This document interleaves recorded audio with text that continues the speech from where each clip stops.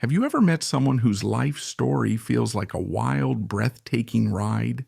Someone who tumbled to the lowest depths of personal struggle only to soar into impossible heights of courage and self transformation? Adam Brown's journey resonates with that kind of uplifting intensity. It's a story that could begin on any average American street and end up in places the rest of us could never imagine. From a troubled youth wrestling with addiction to a formidable operator in one of the most elite military units in the world, Adam's life was a testament to dogged persistence. But it wasn't just a rags to redemption tale. It was a tapestry of love, heartbreak, second chances, and astounding heroism, ultimately culminating in a legacy so stirring that it's still touching lives today. Some might recall him as a member of SEAL Team 6, that fabled maritime commando unit known for tackling high-risk missions around the globe. Others know him through whispered stories in military circles, or from stumbling upon a powerful biography that detailed his life. But for many, Adam Brown remains an unsung hero, someone overshadowed by more famous names in modern warfare. Perhaps what makes Adam stand out isn't just a single daring exploit, but rather the entire marathon of hardships and triumphs that ran through his life. His is a tale that draws you in with its raw, unvarnished honesty, immersing you in a reality far more gripping than the neatly polished hero narratives we sometimes see. Adam Brown was born on February 5th in 1974, smack in the middle of a changing America. His early days in Arkansas were marked by a blend of Southern hospitality, strong religious influence, and close-knit community values. If you visited the local neighborhoods back then, you'd see kids riding their bikes up and down quiet roads until dusk, parents yelling them home for supper, and football games under Friday night lights. There was a sense of continuity. People grew up and stayed close to home with families that had been in the area for generations. Faith, family, and community gatherings created the social backbone. That environment can plant seeds of love and loyalty in a young heart, a compassion that would define Adam's relationships his whole life. Yet, as with any small town, there were also pitfalls, peer pressure, the stigma of stepping outside the norm, and limited prospects for those who craved more excitement or bigger accomplishments. If you were a kid who dreamed beyond your county line, you sometimes felt caged or misunderstood. For Adam, who was full of energy and good humor from a young age, this warm yet insular world forged deep connections, but also left him hungry for new adventures. As he grew into his teenage years, that search for excitement and acceptance became complicated, morphing into an entirely different and more dangerous pursuit. With hindsight, it's easy to see how the social swirl of the late 1980s and early 1990s could lead some teenagers down risky paths. Drug use had become a hot-button issue, with crack epidemics in urban areas and a creeping wave of narcotics making their way into smaller towns. Even well-intentioned youths could find themselves caught up in the thrill of experimentation, especially when local culture might minimize the dangers or label them as just teen mistakes. For a spirited kid like Adam, who was adventurous to begin with, it didn't take much to stumble in that direction, especially if he was seeking a rush or a sense of belonging outside the standard script. Still, in all recollections of his youth, Adam was never described as a bad kid. He was the kind of boy who would give you the shirt off his back or help a neighbor rake leaves without being asked. His kindness was evident, and his faith, while perhaps underdeveloped in those early years, was undeniably present. Yet good intentions and a big heart don't always protect a person from danger. Sometimes that earnestness makes you more vulnerable because you trust too easily or throw yourself wholeheartedly into new experiences, ignoring the possible consequences.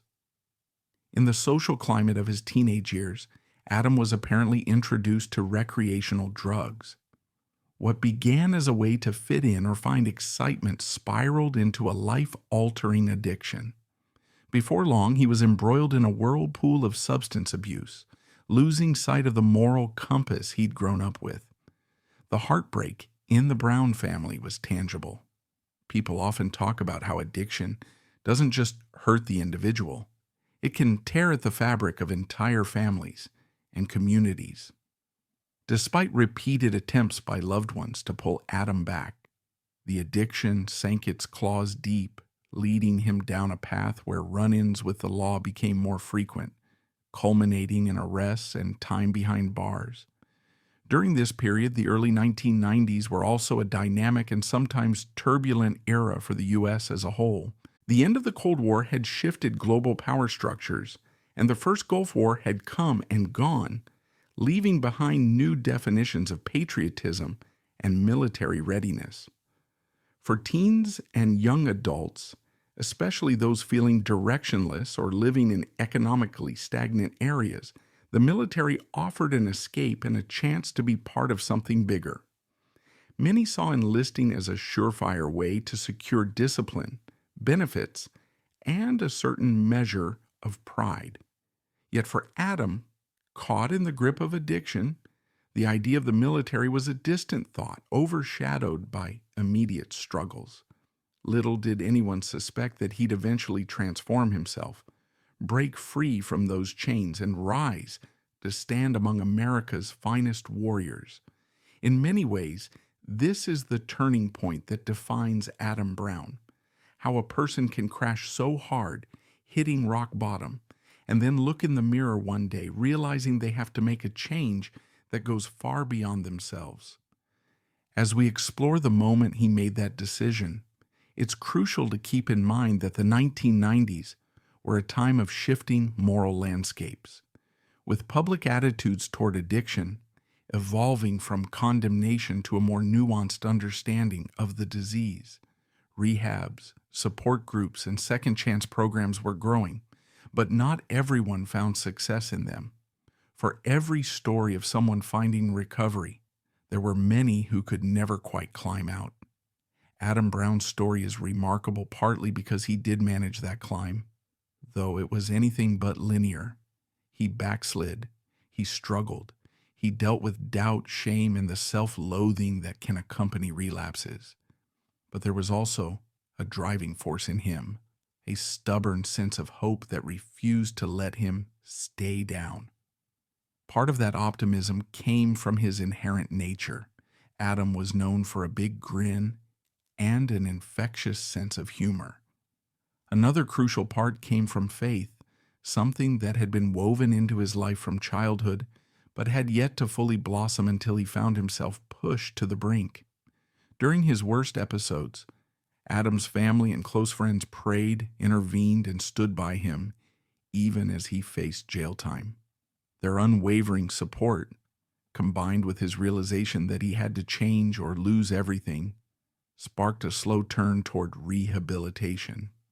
In one particularly low moment, after an arrest that forced him to confront the grim reality of his addiction, Adam finally decided to get clean. For many observers, it was that luminous point of self-realization that set the stage for the rest of his life. If there's a single testament to how determined Adam Brown was, it's this. Once he decided to transform himself, he didn't do it by halves. He underwent a rigorous process of detox, counseling, and spiritual reflection, leaning heavily on prayer and the comfort of his loved ones. Over time, he started feeling the clarity that comes with sobriety, a clarity that reawakened the best parts of his character, the loyalty, the humor, the compassion. By his mid-20s, an idea began forming in the back of his mind. Maybe he could serve his country in the Navy. Why the Navy? Perhaps it was the maritime heritage, the allure of travel, or just the magnetic pull of testing oneself against the toughest environment known to man, the open sea. Regardless, the thought took hold, and Adam latched onto it as if his very future depended on seeing it through. Now, enlisting in the Navy was no small task for a man with a criminal record and a well-documented history of drug abuse. It required him to petition, show evidence of his rehabilitation, and commit wholeheartedly to a life of discipline. And yet, in a testament to the Navy's willingness to recognize genuine transformation, Adam Brown was given a chance to prove himself. The moment he stepped onto that path, a new version of Adam emerged, one who understood that the smallest misstep could unravel everything he was working toward. So he threw himself heart and soul into training, determined not only to meet the standards, but to surpass them. For many recruits, boot camp is a shock to the system, a relentless gauntlet of early mornings, relentless exercises, and the psychological wear and tear of having drill instructors constantly in your ear. Adam, having weathered far more painful storms in his personal life, found a strange solace in this structured environment. He thrived on the challenge. In the midst of physical and mental testing, he discovered a sense of purpose that had eluded him in his youth.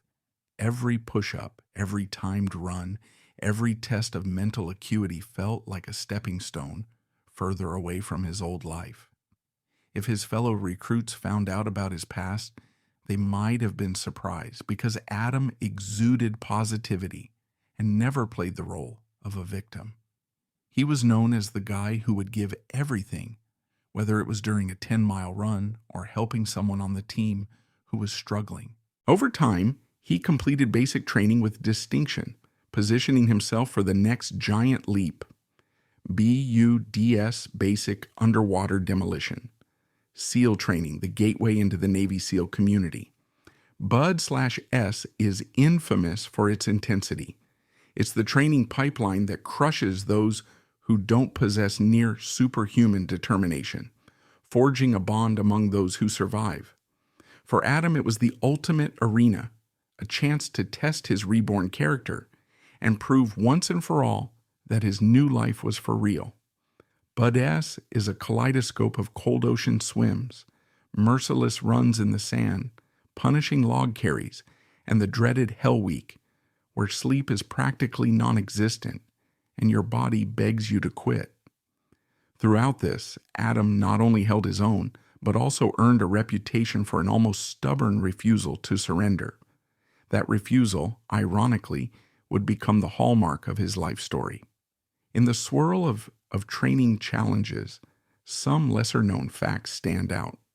One is that Adam nearly sustained a career-ending injury early on, a severe leg strain that could have become debilitating if he had pushed too hard.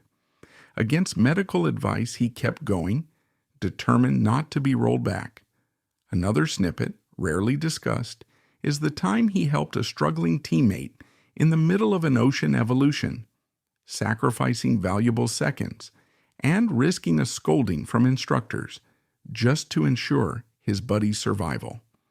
Acts like these, while not always showcased in training documentaries, became the bedrock of who Adam Brown was, a quiet servant leader whose empathy shone even in high-pressure situations. Emerging from BUD/S with the coveted SEAL trident pinned to his uniform, Adam Brown achieved something few can claim. Yet for him, it wasn't just about earning an elite status. It was a declaration that his old life was behind him, that redemption was not only possible, it was real. He embodied it with every breath.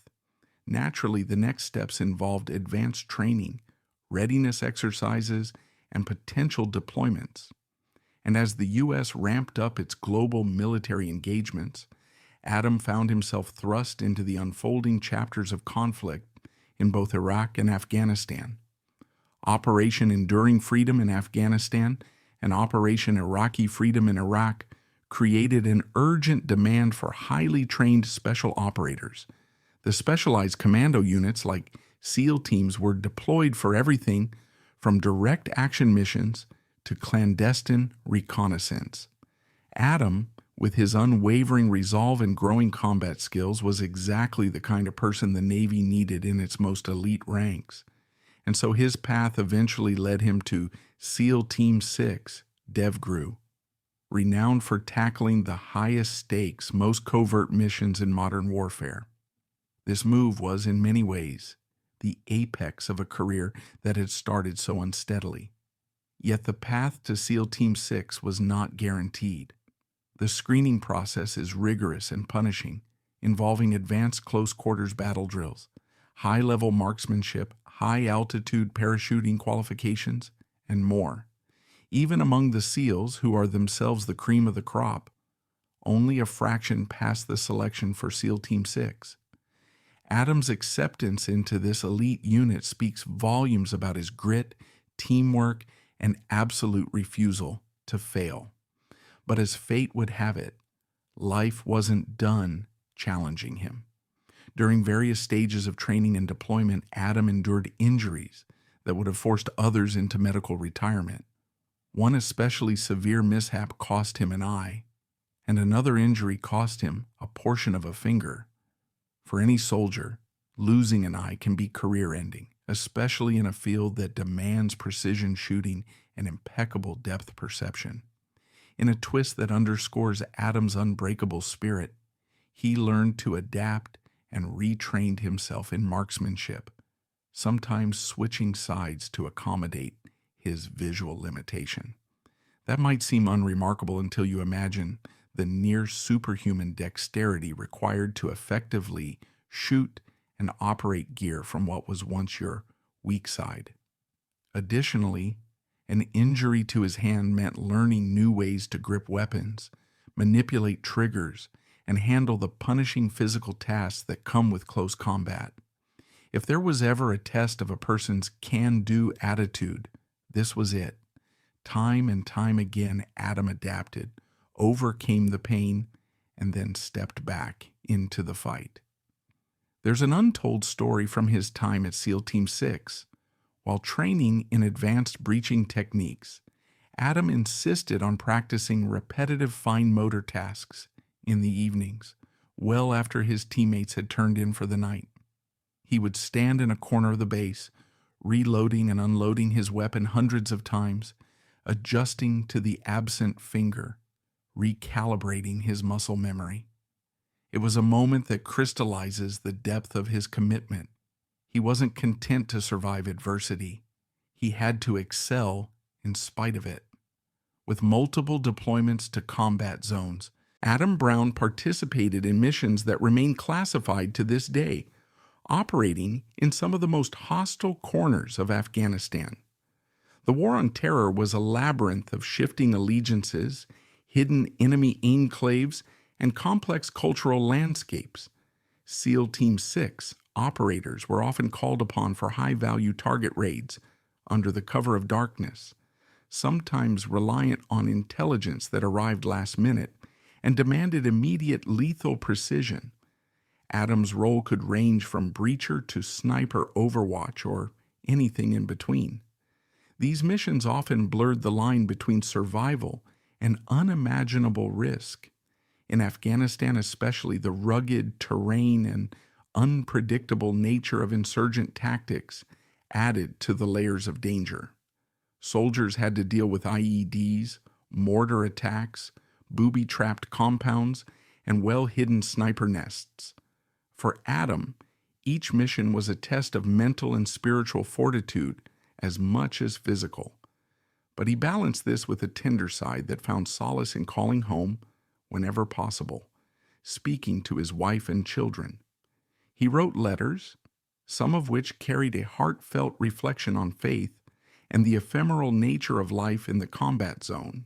One lesser-known anecdote recalls him quoting a simple line in a letter to his wife: "Every day here reminds me how precious it is to be alive and how much I want to be a better man for you." That line encapsulates how, in the midst of chaos, Adam remained deeply anchored to the people he loved. His final deployment, tragically, would be the one that sealed his story in history. On a secret mission in Afghanistan, details of which remain partly classified, Adam and his team found themselves in a situation that demanded the utmost bravery. During an intense firefight, Adam placed himself in harm's way to protect his teammates, refusing to hesitate. True to his hallmark trait of never giving up, he fought until the final moment, sustaining mortal injuries. He was rushed for medical attention, but the wounds proved too severe. Adam Brown lost his life on that mission, leaving behind a grieving family, a devastated team, and a legacy of courage and kindness that resonates to this day. What sets his sacrifice apart isn't just that he died in the line of duty. Countless service members have done so. Rather, it's the deeply personal journey he took to get there. From an addiction-riddled youth to a shining example of selfless devotion, Adam's metamorphosis speaks to the power of faith, community, and inner resolve. In the aftermath of his passing, fellow SEALs remarked that Adam was the type of man who could cheer you up in the direst circumstances, who never complained, and who always looked out for the underdog.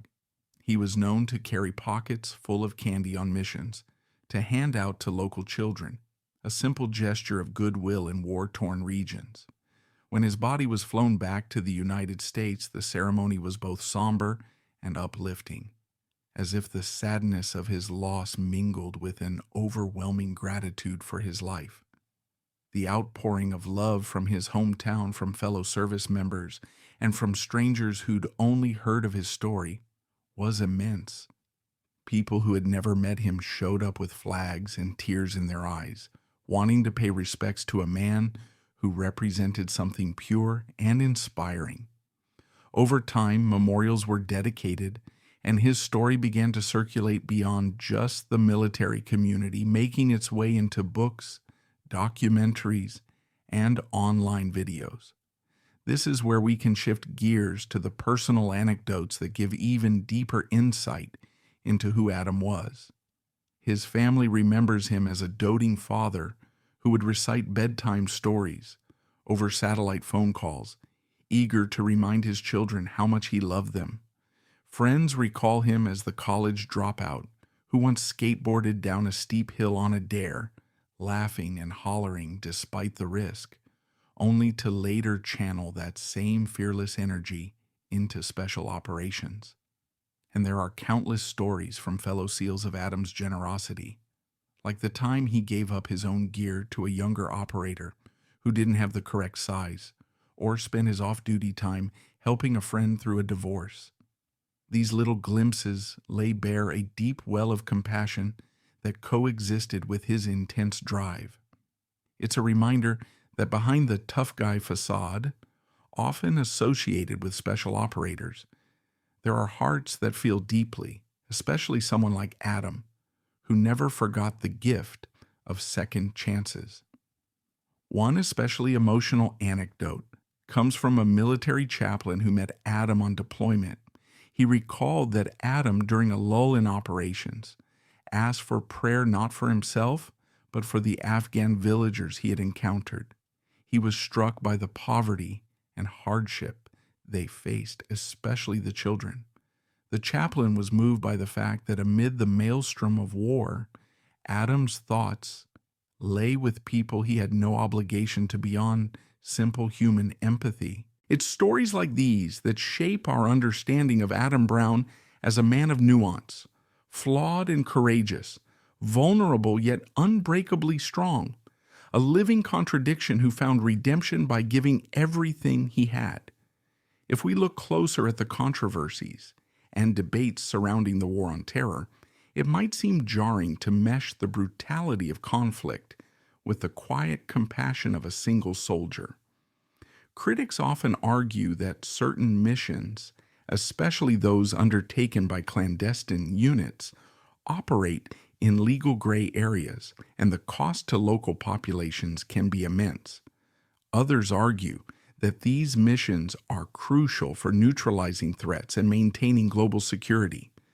Adam's involvement in such missions places him in that contested terrain of moral debate where heroes and villains are sometimes separated only by perspective. Still, no story is entirely free from controversy.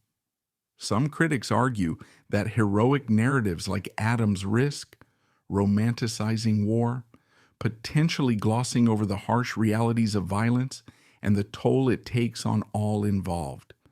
They say that in elevating an individual's courage, we might sideline the question of whether these conflicts were justified. But in Adam's case, it's essential to separate the complexities of geopolitical decisions from the personal fortitude he demonstrated. War, after all, is rarely a clean or simple affair. Yet the men and women who serve do so within the framework handed to them by their nation's leaders, and they bring their values and sense of duty along for the ride. Adam's story is not a defense of any war. It's a window into the heart of someone who fought it because he believed it was his mission. And indeed, war or no war, the moral lessons gleaned from Adam Brown's life go far beyond the battlefield. At its core, his legacy is about the strength of the human spirit. It's about how faith and loved ones can anchor us during our worst mistakes and how with determination, a person can resurrect themselves from the ashes of their past. How do we seize redemption? How do we handle adversity when it leaves us with scars, physical or emotional? And that's all for today's video. Don't forget to leave a like, comment your thoughts, and subscribe so you'll always be in the loop. Thanks for watching.